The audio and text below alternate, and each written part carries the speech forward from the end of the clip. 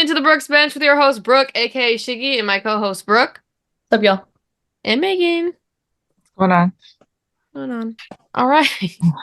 That was so enthusiastic. I feel ready to go. Oh, come on, Megan. Pep in your step. We here. have a good show, long show. Long show, okay? Lots to talk about. Lots to talk about. Lots has been going on. Okay, hit that subscribe button, though, on the road to 500 subscribers. We're almost there. We're almost there, people. Smash that like button. We really appreciate it when you do like our video. And we appreciate you guys' comments. They're great. We love them. We love your debates that you guys debate with other people in the comments. That's also cool. I actually really enjoy that. Yeah, when you guys go back and forth. Yeah, me too. Because it's like different perspectives going back at each other. So I like that. Yeah. Follow us on social media, Twitter, TikTok, Instagram. Follow us there. Post daily. But we're bringing back Brooke's rant. If she has a rant today. Do you have a rant today, Brooke? You know, I don't really have like a whole bunch going on today for the rant wise, so that's a first. But I will say, like, today has been the first like non-football day in how many weeks? I know. Mhm. It was And relaxing, this is when I actually. feel like we should have like jam-packed games and like televised them, but it was like unless you have Pac-12, but the main like ones televised were this morning, and it was hard because it was like you had Ohio State and Virginia Tech, and then you had Ohio State and Indiana, right? Indiana. thank you, Indiana, and then you had Virginia Tech and oh my god, I'm getting them all confused. I'm tired today. North Carolina. But yeah, North Carolina. So it's like I wanted to watch both, and I did, but it's like how do I switch my focus? Like let's spread them out a little bit, especially like Pac-12 games. Like let's like mix them into the morning and afternoon. But that's just my rant. It's just like I love that we're getting televised, but let's make it a little bit more accessible. Yeah, agreed. All right. Let's get into our controversial topic of the day, because I'm sure has everyone seen the Cheryl Swoops video on Twitter? I have. It's going viral. Yeah. Okay, I'm glad we have all seen it, because that's what we're going to be talking about today. Because I'm pretty sure we've talked about this topic way long ago, weeks, months ago, about how is, Caitlin Clark's game going to translate to the WNBA, and she even mentioned Angel Reese's. So it's kind of like, she was basically saying the Angel Reese and Caitlin Clark, they're not going to be this dominant when they first get into the WNBA. And I think we all pretty much have said that in the past, which we all agree with. But getting confirmation from one of the greatest WNBA players, one of the greatest women's basketball players, is cool. But a lot of people were upset, obviously, because you can't talk about Caitlin Clark. I feel like when you talk about Caitlin Clark, people get really, really mad. But I feel like we have to talk about it, because I think the last dominant, rookie was Candace Parker. Obviously, she won Rookie of the Year and MVP in the same season. That hasn't been done since. So what do you guys think? Do you guys think the adjustment is going to be like a couple seasons? Is it going to be a couple games? Like, what are we kind of looking at for these two? For Angel Reese, I think there will be an adjustment needed, and it's going to take some time for her. As far as Caitlin Clark goes, I think it depends on what team she goes to. If it's a team where they're rebuilding, say it's Phoenix, right? And they're it's going to be Indiana. Well, okay. Indiana has the first pick. Even Indiana can use a score right away to go along with Mitchell. So she's going to have the chance to put up numbers like she's doing in college, except the competition's going to be better. It's going to be harder, but I think she's going to be able to adjust a little bit faster than Angel Reese. And I think she's still going to have great games. Is she going to be putting up 40 a night, 30 a night, hitting half-court threes? Yeah. I mean, maybe not right away at least, but she's going to be good to start, but not dominant. When we talk about dominant, I don't think she's going to be coming in winning the awards like Candace Parker did. Yeah, I have to agree. I don't know. I think I'm glad you prefaced this at the beginning, Shigs, of like, we talked about this before and we agree that it's going to take an adjustment period. Yeah. That's not saying that don't think that they're going to make it. Yeah. But I do think like no matter what team, if it's a rebuild or a set in stone team, they're both going to have a little bit of issues. I think Angel might have a harder time, like Meg said, but it's also her position's a lot harder, especially in the WNBA, right? Mhm. Like you have somebody who's dominant, like Asia bigger, Wilson, stronger. You gotta go or you gotta go against Celadon, Asia. or Come on. yeah, like any of those girls that have been playing for years. Even like if Candace Parker's healthy, she's gonna have, there's so many factors into all of it. That I think it's gonna be a harder adjustment for her. But yeah, if like Caitlin Clark goes to Indiana, it's gonna be quicker because she's gonna also get more playing time. Yeah. But I agree. Like I think it might take them a year or two. I see Caitlin Clark kind of like Kelsey Plum, how she struggled a little bit for the first couple of years on like figuring everything out and the pressure and the expectations and stuff like that. And then Kelsey Plum even came out with that.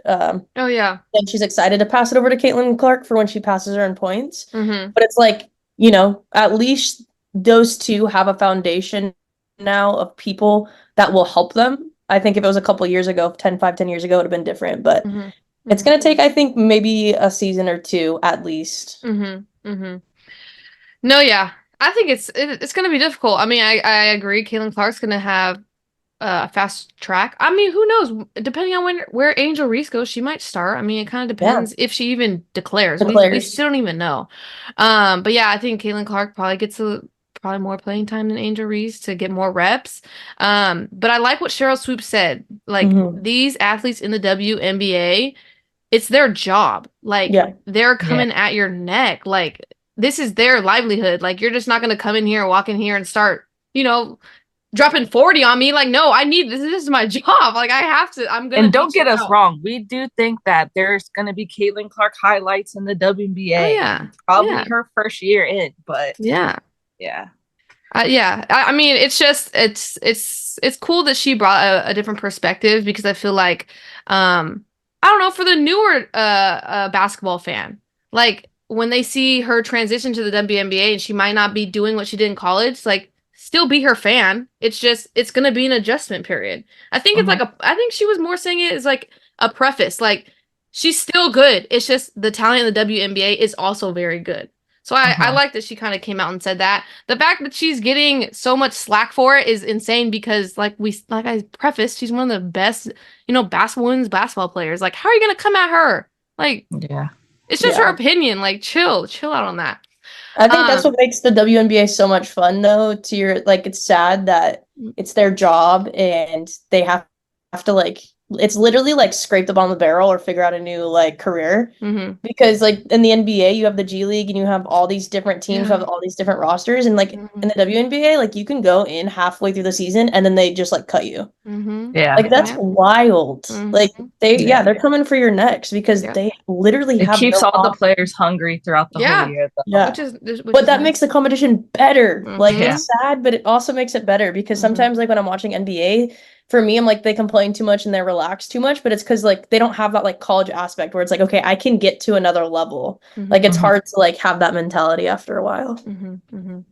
Well, let us know what you guys think of the comments. I mean, you guys already will, but I'm just saying, just drop it in there. They already did before we moved to segments. I know.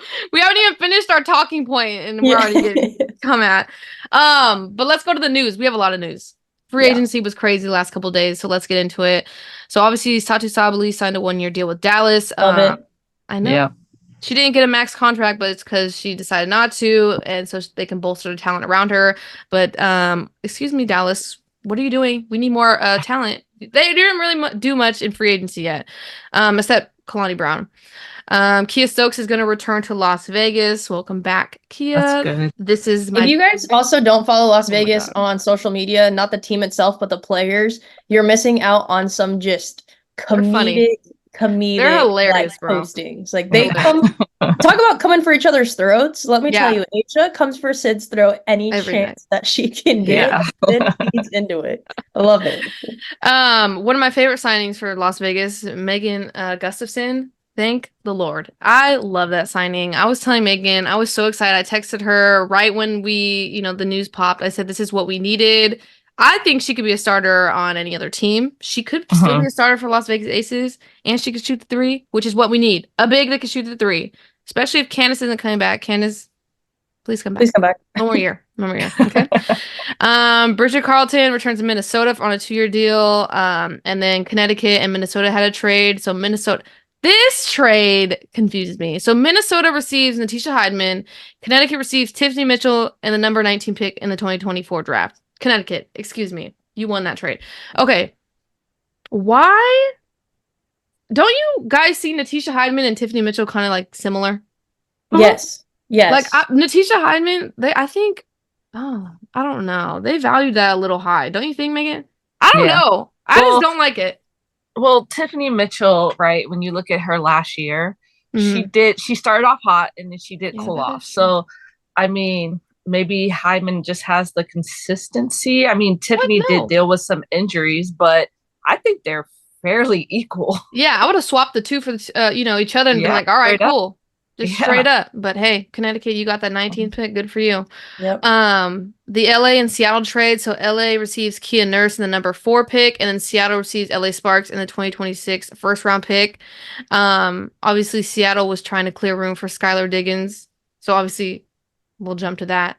Seattle got Skylar Diggins Smith. Congratulations, Seattle. Woo, I'm excited for that. I am too. That's good. Jewel and Skylar Diggins. And let me tell you, the marketing coming out of Seattle and Phoenix right now on the play on words for Skylar Diggins Smith and then Natasha Cloud. Beautiful. Absolutely beautiful. Yeah. And they said they made Skylar Diggins Smith's jersey available right when she signed. Beautiful. That's first of all, that's awesome because that's big brain right there. Jerseys are hard to find, let me tell you, when even players are on the team. But yeah, obviously I don't know what NECA is waiting for. NECA, just go to Seattle, girl. I'm telling you, you're going to compete for a championship over there. Yeah. Don't go to New York, please, NECA. New York is dumb, NECA. New York is a dumb move. Don't do that. And Chicago's not doing anything. We'll get to that. I don't know what Chicago's doing. Seattle's the place, NECA. I'm rooting for it. Let's do it. So Courtney Williams signed a 2-year deal with Minnesota.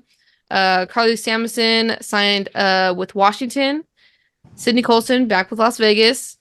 Rachel Bannum signed a 2-year deal with Connecticut. Okay, I don't know what Connecticut's doing. Rachel Bannum? Like, I mean, she can hit a 3. I'm like, okay. But who? So they got Rachel Bannum and Natisha Heidman as their guards? No, not for Connecticut, because they have Tiffany Mitchell and Tiffany Mitchell. Tiffany Mitchell and Rachel Bannum. Yeah. And Ty Harris. Yeah. I don't know if I like that. Okay. Lindsay Allen signs with Chicago. I don't know what Chicago's doing over there. Damaris Dantes signs a multi-year contract with Indiana. LA Sparks in Atlanta trade. I like this trade. LA receives Ari McDonald and Atlanta's number 8 pick, and then Atlanta receives Jordan Kanda and LA's number 12 pick. I like the trade. I think it's pretty fair. Obviously. Did you say Ariel Powers? Ari McDonald. No. Ariel Powers. She's with Atlanta too. Oh, yeah. And Ariel Powers is with Atlanta. I like Atlanta for that too. Yeah, Atlanta. I hope Ariel comes out. Man, I need her to be back to her normal self now that she's gone out of Minnesota. Yeah, but she's gonna come off the bench, I think. No? I know. I was always a fan, but she has it in her. Yeah, agreed. And then I like this. Why did no one sign Tina Charles last year? Tina Charles to Atlanta. That's good for Atlanta's depth right there. Atlanta's going to be good. Seattle's going to be good. Vegas is going to be good. New York. It's going to be a good year. I like it. Your brother can actually draft her on fantasy and it matter. No, they're not allowed anymore. They're not. They're banned.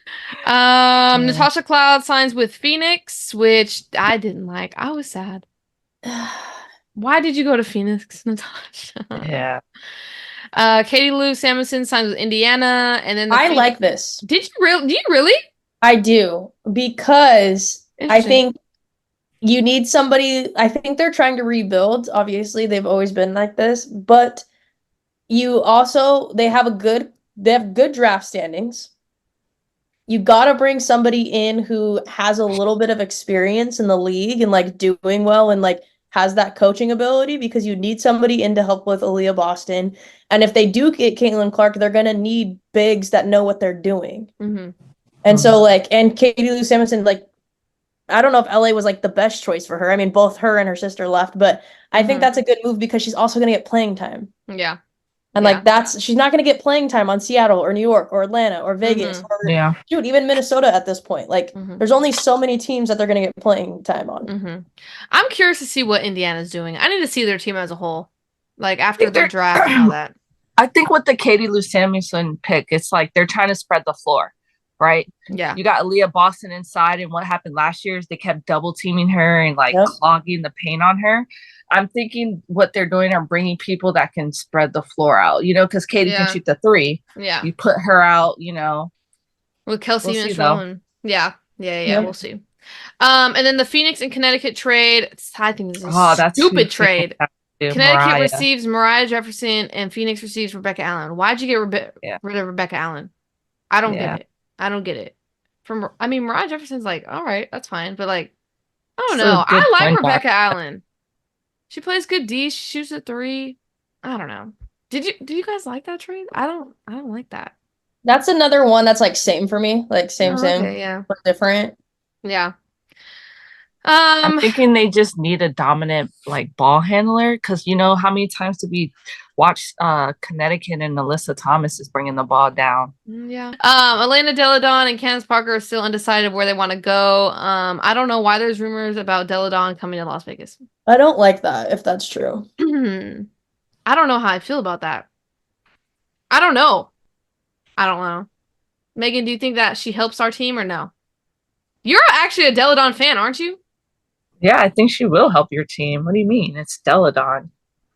Okay, fine. Would you rather have Candace Parker or Deladon? Right now, Deladon. Candace Parker's she's hurt. I don't know. But she's a healthy Candace Parker. A healthy Candace Parker, yeah, a healthy Candace Parker. Okay. Wasn't Deladon hurt at the end of last year? Yeah, Deladon's dealing with injuries too, but she at least saw her come back from it and like, I don't know. Yeah, well, Candace had surgery. Honestly, I won't be surprised if Deladon leaves. Like, well she's like mad. Parker, she's debating retiring. Yeah, that's true. I don't think she retires. Like, she's not going out like that. I don't know. There's no way. And Deladon just wants to win one. Come on.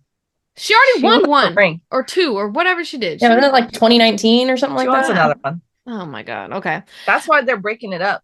Washington's like can't do it, so yeah, they're like, okay, let's break it up to try to get another ring somewhere. Yeah.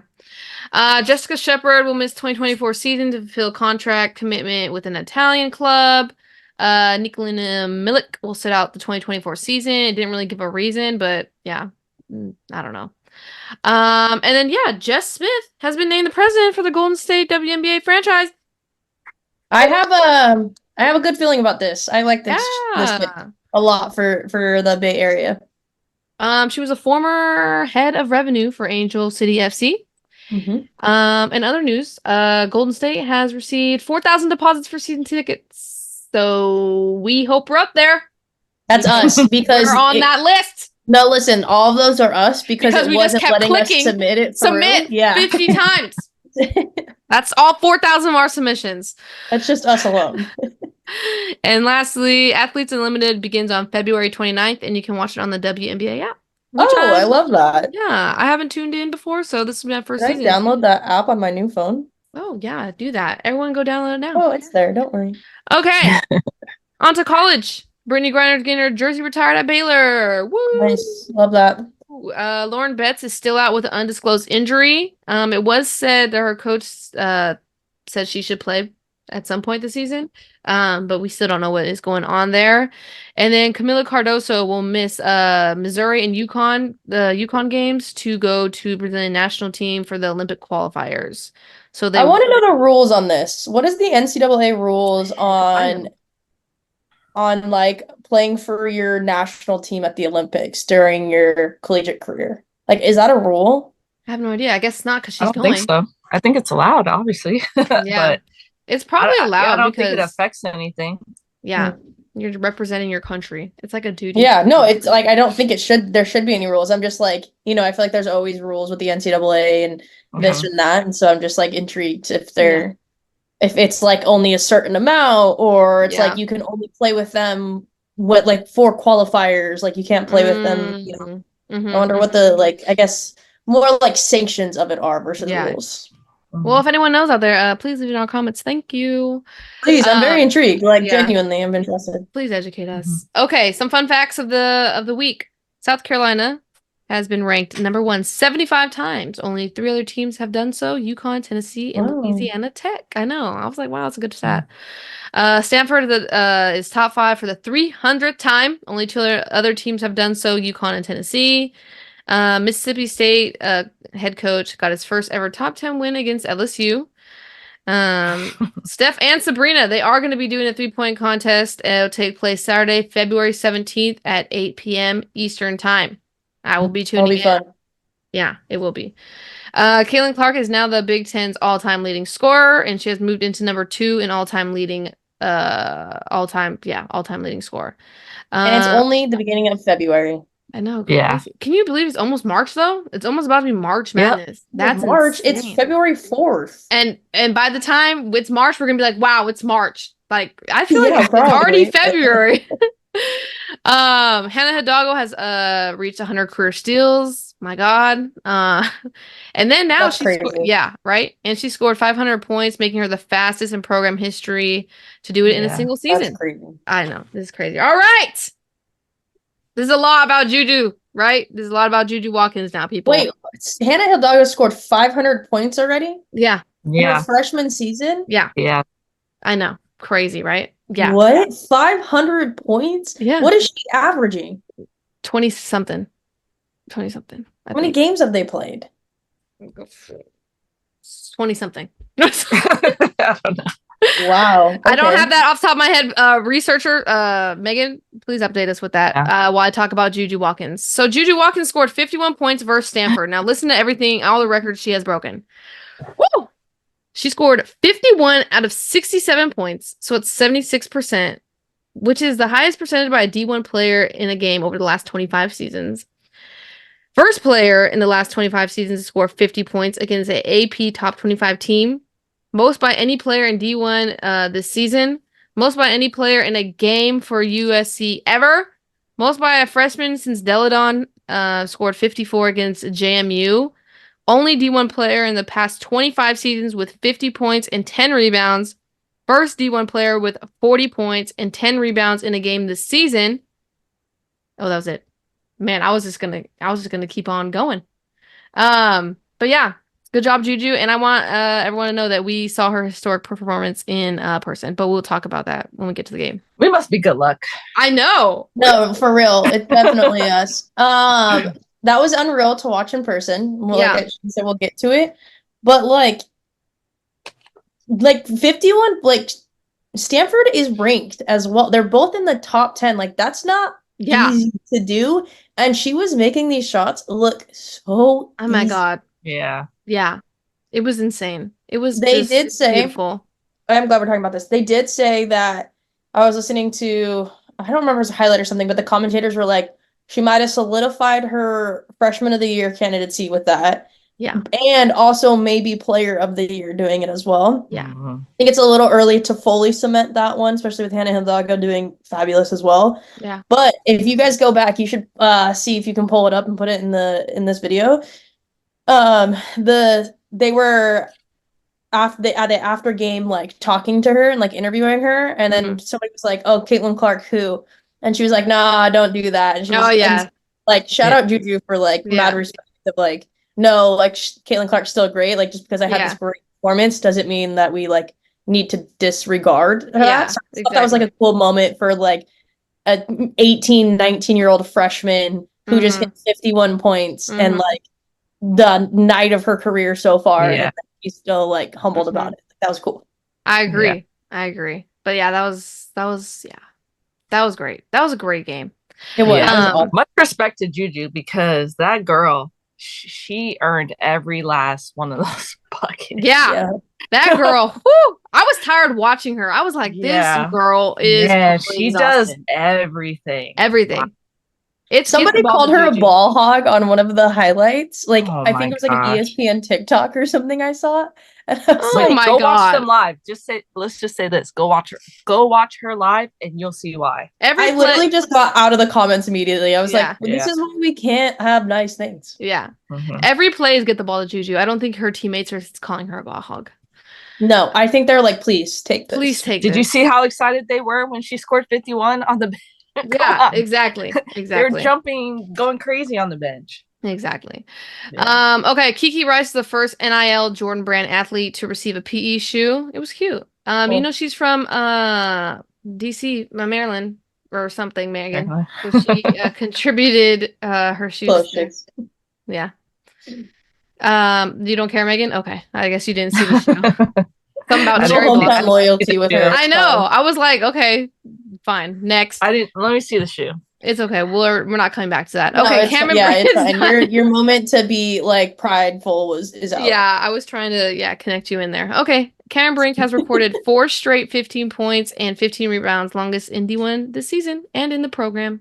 Congratulations, Cameron Brink. Dude, Cameron Brink is strong, y'all. Cameron Brink is go watch her live. A dog.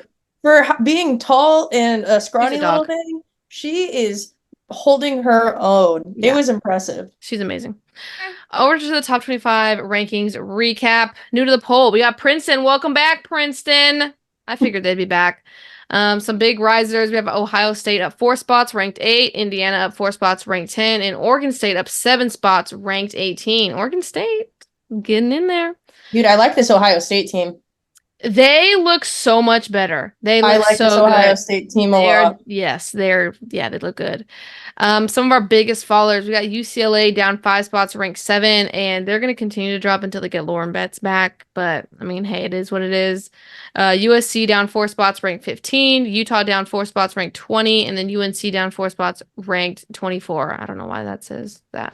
UNC is about to be off of 25 next week. I know, but at least they lost to a ranked opponent. So yeah, they're gonna come back up the week after. Yeah, exactly. They're gonna be back and forth. But let's get into the week 13 college recap. So we have our upsets of the week.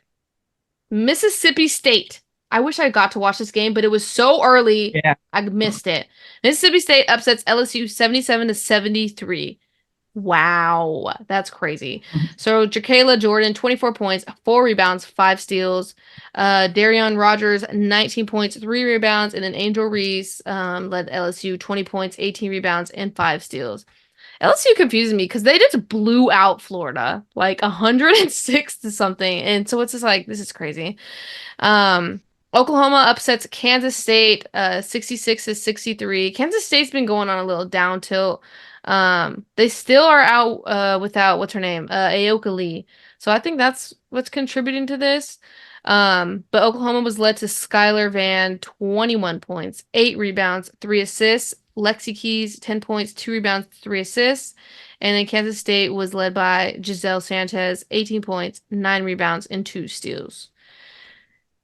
The game of the week, USC upset Stanford, 67-58. We talked about it. Juju Watkins, 51 points, 11 rebounds, 4 steals. And I want to say, who was it? Someone asked me, who do you think is going to win? And I said, the only way USC wins this game is if Juju drops 40 points. And let me tell you, she just went above and did 51. But I was so right. They won. And when she was at 40 points, I looked up at the scoring sheet. And then the next closest person in points on the floor had 10 points. Yeah, that's crazy. Sad. At one point, I swear it was like the next closest was like 2. And I was like, yeah. No, it was happening? They were the only 2 in double digits. Yeah, it was crazy. And then Mackenzie Forbes, 12 points, 5 rebounds, and then Stanford was led by Cameron Brink, 19 points, 15 rebounds, and 8 blocks. I didn't realize she had 8 blocks in that game. I honestly, looking at these stats, one, if her shots would have made, she would have had more points. Yeah. Didn't think she had 15. I didn't think she had this whole stat sheet for that night. Me either. Watching the game, right? That's what I was saying. We were so in awe of Juju, like, flawlessly making threes. But we were all just rooting for Juju at that point. We're like, okay, she has to get to 50. Yeah. Like, let's do it. Texas upsets Kansas State 61-54. Madison Booker, 20 points, 6 assists, 3 rebounds. Taylor Jones, 13 points, 8 rebounds, 1 steal. And then for Kansas State, we have Serena Sundell, 14 points, 8 assists, and 3 steals. Over to the regular top 25 matchups. So we had Louisville 16 defeats Syracuse 21, 81-69. Wow.